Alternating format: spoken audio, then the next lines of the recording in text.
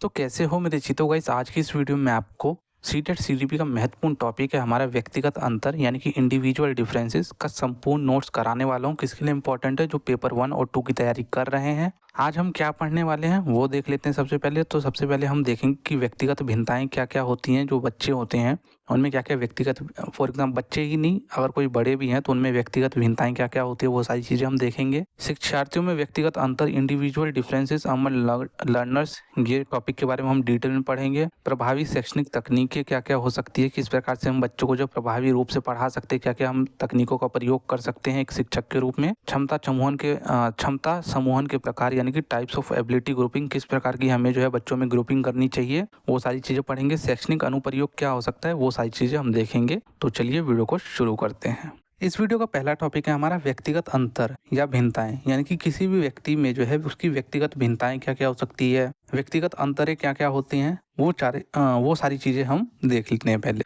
देखो भाई, यहाँ पे पॉइंट वाइज है और इसी तरीके से जो आपको सारे नोट्स बनाने। व्यक्तिगत भिन्नताएं उन विशेषताओं को दर्शाती है जो दो व्यक्तियों को एक दूसरे से अलग करती है। यानी कि दो व्यक्ति है, आप और आपकी बहनें, आप और आपके भाई, तो आप दोनों को क्या चीजें अलग कर रही है, तो वही तो है इस टॉपिक में, वही तो मैं बता रहा हूँ। तो वही चीजें हैं। ये भिन्नताएं शारीरिक रूप से, मानसिक रूप से, सामाजिक रूप से व भावनात्मक स्तर पे जो है हो सकती है। यानी कि जो दो व्यक्तियों में जो भिन्नताएं होती है, उनके शरीर अलग अलग हो सकते हैं, उनका फिजिक अलग अलग हो सकता है, सोचने की क्षमताएं अलग अलग हो सकती है।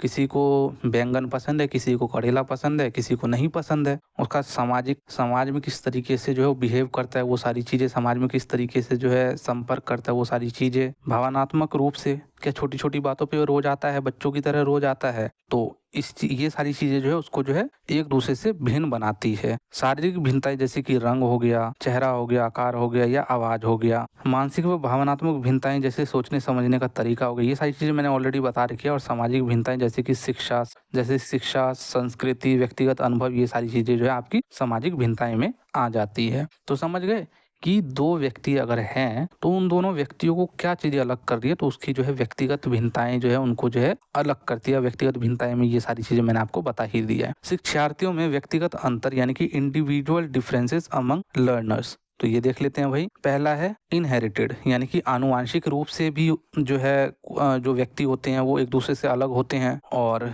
दूसरा जो है अर्जित, यानी कि एक्वायर भी करते हैं। तो सबसे पहले हम देख लेते हैं आनुवांशिक में क्या है। आनुवांशिक में आ गया शारीरिक में कैसे आ गया, आपके शरीर का आकार, रंग, रूप, आंखों का कलर, बालों का कलर, ये सारी चीजें किस पे डिपेंड करता है भाई? आपके आनुवांशिकता पे ही तो डिपेंड करता है ना। जब आप लड़की पैदा हो रही हो, लड़के पैदा हो रहे हो, ये आप डिसाइड तो नहीं कर सकते। ये सारी चीजें किस पे निर्भर है? आनुवांशिकता पे निर्भर है। मानसिक स्थिति, मानसिक स्तर, किसी के पेरेंट्स बहुत ज़्यादा मतलब बौद्धिक स्तर काफ़ी अच्छा है, उनका आईक्यू अच्छा है, तो ऐसा नहीं है कि उसके जो बच्चे पैदा होंगे वो बहुत ही डल पैदा होंगे। वो भी एवरेज से प्लस ही बच्चे जो है पैदा होने वाले हैं उसके। मतलब उनके बच्चों का जो आईक्यू होगा ना वो एवरेज से जो है प्लस ही होगा। इसमें आपके बुद्धि का स्तर पता चल जाता है कि आपकी बुद्धि कैसे होने वाली है। आपका स्वभाव, ये भी जो है आप किस तरीके से दूसरों से बिहेव आ रहे हो, आपका स्वभाव कैसा है, तो इन सारी चीज़ों से भी जो है आपका स्वभाव किस प्रकार का क्या होगा, यह भी आनुवंशिकता पे ही ज़्यादातर निर्भर करती है। और ये सारी चीज़ें भी जो है एक दूसरे को जो है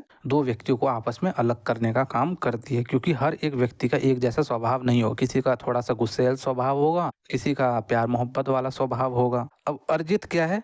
जो हम जो है मतलब एक्वायर करते हैं कुछ चीज़ें। ऐसा तो नहीं है कि सब कुछ जो है हम जो है मतलब माँ की जो है कोख से ही सारा कुछ लेके आते हैं। कुछ चीज़ें हम समाज में आने के बाद भी, हम इस दुनिया में आने के बाद भी जो है पर्यावरण के माध्यम से एक्वायर करते हैं। आनुवंशिकता और पर्यावरण वाले टॉपिक मैंने आपको अच्छे से डिटेल में पढ़ा रखा है। अर्जित में क्या है? सामाजिक। पहला सामाजिक, काफ़ी जो दो व्यक्तियों को जो आपस में अलग करती है, जो चीज़ें हम जो है मतलब इस दुनिया में आके सीखते हैं, तो वो भी हमारे जो है क्या है, व्यक्तिगत भिन्नताएं में आती है। जैसे कि हम परिवार, समुदाय व समाज से जो चीज़ें सीखते हैं, सभी ऐसा तो नहीं सभी एक रूप से सीख रहे हो सारी चीज़ें। जैसे व्यवहार करना, बात करना, समाज में रहना। कई बच्चे बदतमीज होते हैं, कई बच्चे बहुत ज़्यादा आपको जो सभ्य मिलेंगे। तो ये सारी चीज़ें भी जो उनको अलग करती है आपस में। सांस्कृतिक, किस तरीके के वो माहौल में रह रहे हैं, कैसा समाज में रह रहे हैं। तो आपने देखा होगा कि जो मतलब एक बनिया के घर का जो बच्चा होता है ना, वो आपको जो है कहीं नौकरी करता वो बहुत रेयर मिलेगा। वो जो है अपने गल्ले पे बैठेगा,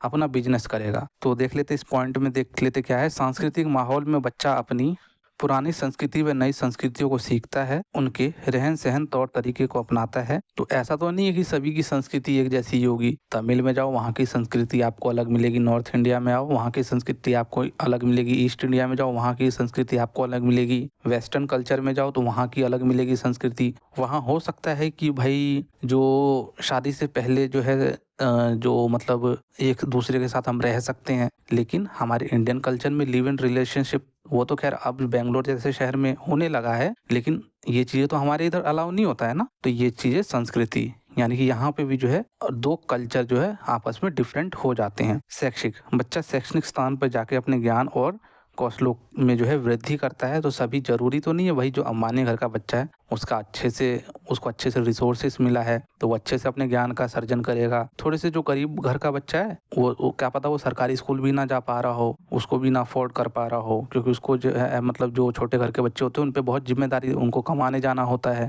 तो यहाँ पे भी जो है उन बच्चों में हमें डिफरेंस देखने को मिलता है। तो ये सारी जो है व्यक्तिगत भिन्नताएं जो है हमें देखने को मिलती है। तो आई थिंक आपको अच्छे से समझ में आया होगा। प्रभावी शैक्षणिक तकनीकें, इफेक्टिव पेडागोजिकल वेज, किस तरीके से आप इफेक्टिव तरीके से पढ़ा सकते हो कक्षा में, देख लेते हैं। इसमें पहला है हमारा सहयोगात्मक शिक्षा यानी कि कोलैबोरेटिव लर्निंग। हम जो है सहयोग करके जो है बच्चों को पढ़ा सकते हैं। कैसे? इस शिक्षा पद्धति में बच्चे एक दूसरे के साथ मिलकर कोई काम करते हैं और किसी भी चीज़ को जल्दी से सीखते हैं। सहयोग करके आपस में जो क्या करते हैं बच्चे आपस में ग्रुप बनाते हैं, सहयोग करके जो है अगर उसको कुछ नहीं आ रहा है तो वो उसको बताएगा, उसको कुछ नहीं आ रहा तो वो उसको बताएगा, टीचर हेल्प करेगा। तो इसमें जो है सहयोग करके बच्चा मिल के आपस में जल्दी सीखता है। सामग्री का एकीकरण यानी कि इंटीग्रेशन ऑफ कंटेंट। हमें कोई भी विषय या पाठ जो है जोड़कर पढ़ाने की आवश्यकता है ताकि बच्चे को अच्छे से समझ में आए। अभी जो है मैं आपको जो क्या करता हूँ कि आपके रियल लाइफ एग्जाम्पल में जो सारी चीज़ें हो रही है वो मैं क्या करता हूँ अपने जो है नोट्स में जो है क्या करता हूँ उसको ऐड करता हूँ और फिर मैं आपको जो है एग्जाम्पल के माध्यम से उसको समझाता हूँ ताकि जो है आपको जो ये सारे नोट्स अच्छे से जो है समझ में आए और आप जो एग्जाम तक जो है इसको भूलो ना। तो हमें भी ऐसा ही करना है कि हमें जो है किसी भी पाठ को जो है इंटीग्रेट करके पढ़ाना है। इनफैक्ट पाठ को ही नहीं किसी दो सब्जेक्ट को भी इंटीग्रेट करके आप पढ़ा सकते हो। विभेदित निर्देश यानी कि डिफरेंशिएटेड इंस्ट्रक्शन, इसका तो मैंने आपको बता ही रखा है। अगर बच्चे को एक तरीके से समझ नहीं आ रहा है तो उसको दूसरे तरीके से समझा, क्योंकि सभी बच्चे का जो बुद्धि है और उसके जो बुद्धि का जो समझने का जो स्तर है वो एक जैसा नहीं हो सकता है। तो उसको जो है कई तरीके से आप समझा सकते हो। विषम समता समूह बना के, हेट्रोजीनियस एबिलिटी बना के, ये क्या होता है कि इस ग्रुप में जो है ना बच्चे अलग अलग उपलब्धि वाले ग्रुप आप जो है मतलब बच्चों को जो इसमें ऐड कर सकते हो। किसी को इंग्लिश नहीं आ रहा तो किसी को मैथ नहीं आ रहा है, किसी को मैथ आ रहा है, किसी को इंग्लिश नहीं आ रहा है। इस प्रकार के अगर बच्चे होंगे ना एक ग्रुप में तो जिसको इंग्लिश नहीं आ रहा है और किसी को इंग्लिश आता है तो वो इंग्लिश सिखा देगा, जिसको मैथ नहीं आ रहा उसको मैथ सिखा देगा। तो ऐसे करके जो हमें इस प्रकार के जो है ग्रुप हमें बनाने चाहिए कक्षा में। और उसके बाद जो हमें पूर्वाग्रह का अभाव, लिंग मुक्त दृष्टिकोण, lack of prejudice, gender free perspective हमें जो है अपने कक्ष में रखना चाहिए। पूर्वाग्रह का अभाव का मतलब होता है कि बिना किसी पूर्वाग्रह के सबको एक समान मानना और भेदभाव न किए बिना जो है सबको एक समान देखना। अगर कोई बच्चा जो है कहीं हाशिए से आ रहा है तो उसको क्या करना है, हमें जो उसका भी सम्मान करना है, और जो कोई उच्च वर्ग से आ रहा है तो उसका भी हमें जो है कक्षा में सम्मान करना है। लिंग मुक्त दृष्टिकोण का मतलब हो गया कि समाज में फैले लिंग रूढ़िबद्धता को हमें दूर करना है और समाज और बच्चों को जो हमें ज्ञान देना है और बच्चों के सामने जो है जेंडर न्यूट्रल बातों का प्रयोग करना है। जेंडर न्यूट्रल बातें क्या होती है वो मैंने आपको बता रखी है ऑलरेडी जो है पिछली कक्षा में। समतावादी शिक्षण शास्त्र यानी कि एग्लिटरेरियन पेडागोजी का हमें यूज करना है। हमें ऐसी व्यवस्था करना है ताकि सभी बच्चों को एक समान शिक्षा मिल सके और सभी समान अवसर का लाभ उठा सके कक्ष में। उसके बाद इसी में हमारा 7वां है सक्रिय अध्ययन यानी कि एक्टिव लर्निंग है। हमें जो है बच्चों को कराना है, हमें अपने कक्षा में सक्रिय रूप से बच्चों को जो है रखना है, जहाँ बच्चे और शिक्षक दोनों सक्रिय हो ताकि बच्चे की जो है भागीदारी बनी रहे और बच्चा पढ़ने में रुचि ले। ऐसा नहीं है कि टीचर सिर्फ पढ़ाया जा रहा है और बच्चों को समझ आ रहा है नहीं आ रहा है, वो आराम से बैठा है अपना मस्ती कर रहा है पीछे। तो हमें जो है इस बातों का विशेष तौर पे ध्यान रखना है कि जो हम पढ़ा रहे हैं वो बच्चों को समझ भी आ रहा है। अगर आप पढ़ा रहे हो तो बच्चों से जो है उसको एंगेज रखो अपने साथ। एंगेज कैसे रखोगे, यानी कि कुछ भी लिख रहे हो 2+2 तो बच्चों से पूछोगे बच्चों क्या होगा 2+2, तो बच्चे बताएंगे 4 होगा, ये ना कि आप लिख दोगे 4 होगा। तो इस तरीके से जो आप उसको एंगेज रख सकते हो कक्षा में। अब उसके बाद देख लेते हैं क्षमता समूहन के प्रकार, टाइप्स ऑफ एबिलिटी ग्रुपिंग। हमें किस प्रकार की ग्रुपिंग करनी है, मैंने अभी पीछे आपको बताया किस प्रकार की ग्रुपिंग करनी है। अब हम देख लेते हैं कितने प्रकार की ग्रुपिंग होती है और क्या क्या होते हैं, वो सारी चीजें देख लेते हैं।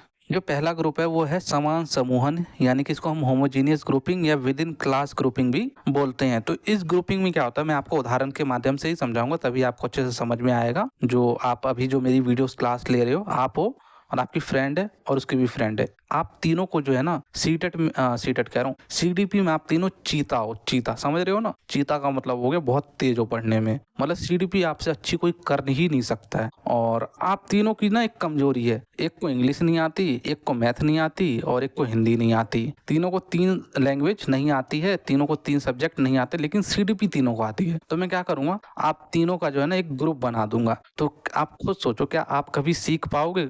जो आपको अदर सब्जेक्ट नहीं आ रहे वो आप क्या सीख पाओगे? नहीं ना सीख पाओगे। वही तो इसमें बताया गया, जब भी तो इस ग्रुप को अच्छा नहीं मानते हम।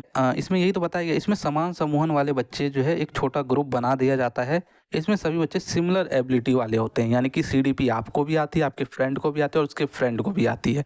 यानी कि आप तीनों दोस्त को सीडीपी आती है, लेकिन एक को मैथ नहीं आती और एक को लैंग्वेज 1 और एक को लैंग्वेज 2। तो अब ये जो नहीं आते सब्जेक्ट वो कैसे सीखोगे, जब तक आपका जो है एक ऐसा समूह ना बनाया जाए जिसमें जो है बच्चों को जो है ये सारी सब्जेक्ट आते हो। तो वही नेक्स्ट इसका जो है ग्रुप है वो है हमारा विविध समूहन, यानी कि हेट्रोजीनियस ग्रुपिंग, यानी कि इसको हम बिटवीन क्लास ग्रुपिंग भी बोलते हैं। इसमें क्या होता है कि कुछ बच्चे ऐसे होते हैं जिनको मैथ नहीं आती, कुछ बच्चे ऐसे होते हैं जिनको सीडीपी नहीं आती, और कुछ बच्चे ऐसे होते हैं जिनको सीडीपी आती है, और कुछ बच्चे ऐसे होते हैं जिनको मैथ आती है। तो मतलब मिक्स बच्चे हो गए इसमें, जिनको जो चीजें नहीं आ रही है वो उसको सिखा देगा, वो उसको सिखा देगा। तो समझ गए ना, आपको जो मैंने आपको उदाहरण दिया है इससे आप समझ गए होंगे। तो इसमें पॉइंट्स में भी यही लिखा है, इसमें अलग अलग एबिलिटी वाले बच्चे होते हैं, किसी को मैथ आती है, किसी को मैथ नहीं आती है, किसी को सीडीपी आती है, किसी को इंग्लिश नहीं आती है। तो इसमें एक दूसरे का जो है वो सहयोग करके एक दूसरे को बता सकते हैं, पढ़ा सकते हैं, समझा सकते हैं, एक दूसरे की हेल्प कर सकते हैं। इस ग्रुप को समान समूहन वाले ग्रुप से अच्छा माना जाता है। अब खुद सोचो, एक ऐसा ग्रुप है जो समान समूहन जिसमें सभी को एक ही सब्जेक्ट आता है, दूसरा सब्जेक्ट नहीं आता है, तो उससे अच्छा तो ये वाला ग्रुप हुआ है ना कि भाई इसमें जो है डिफरेंट डिफरेंट बच्चों को डिफरेंट डिफरेंट सब्जेक्ट की नॉलेज है। तो वो जिसको जो सब्जेक्ट की नॉलेज नहीं है वो जो है क्या करते हैं, एक दूसरे से सहयोग के माध्यम से पढ़ा देते हैं। तो इसलिए जो है इस ग्रुप को अच्छा माना जाता है। और हमें जो है कक्ष में जब आप टीचर बन जाओगे तो आपको जो है विविध समूहन का प्रयोग करना है, हेट्रोजीनियस ग्रुपिंग करवानी है आपको, यानी कि बिटवीन क्लास ग्रुपिंग करानी है, ना कि समान समूहन ग्रुप बनाना है। ठीक है, अब आता है हमारा शैक्षणिक अनुप्रयोग। एजुकेशन इम्प्लीकेशन किस प्रकार से कर सकते हैं हम देख लेते हैं। भाई बच्चों को जो समझ में आ रहा है उसी हिसाब से जो हमें पाठ्यक्रम का निर्माण, यानी कि जो हमारे जो टीएलएम है, टीचिंग लर्निंग मटेरियल, उसी प्रकार से जो हमें टीएलएम बनाना चाहिए जो बच्चों को समझ में आए। विविध समूहन का एक छोटा ग्रुप हमें कक्षा में बनाना होगा, समान समूहन के ग्रुप से हमें बचना होगा। हमें यह सुनिश्चित करना होगा कि कोई भी पाठ खत्म होने के बाद सभी बच्चों को समझ में आया कि नहीं, ये चीजें हमें बच्चों से जो है फीडबैक लेना है, पूछना है बच्चों से। उसके बाद कक्षा में सभी बच्चे एक दूसरे का सहयोग करके सीखे, ऐसा वातावरण हमको जो है बनाना है, ऐसा वातावरण हमको क्रिएट करना है। बच्चों की आवश्यकताओं को हमें ध्यान में रखना होगा। अगर हम उनकी आवश्यकताओं को ध्यान में नहीं रखेंगे तो फिर बच्चे जो है नहीं सीख पाएंगे अच्छे से। विभिन्न खेल व गतिविधि के माध्यम से हमें बच्चों की जो है क्षमता व कौशलों को जो है विकास करना होगा, उनको जो है बाहर लाना होगा। क्योंकि बच्चों के जो आपको तनख्वाह मिलेगी ना सरकारी, जब स्कूल जाओगे तो आपको तनख्वाह ही इसी चीज के लिए मिलेगी कि आप जो है बच्चों के जो है भविष्य को उज्जवल बनाओ। बच्चों के भविष्य को उज्जवल किस प्रकार बनाओगे, आप उनके कौशलों का विकास करोगे, जो कौशल है उसको शार्प करोगे, उसको आगे जो है गाइडेंस करोगे, उसको अच्छे से पढ़ाओगे, तभी तो वो अपने जीवन में आगे बढ़ेगा ना। आज की वीडियो में इतना ही। वीडियो अच्छी लगी हो तो आप हमारे टेलीग्राम चैनल से जुड़ लेना। जय हिंद, जय भारत।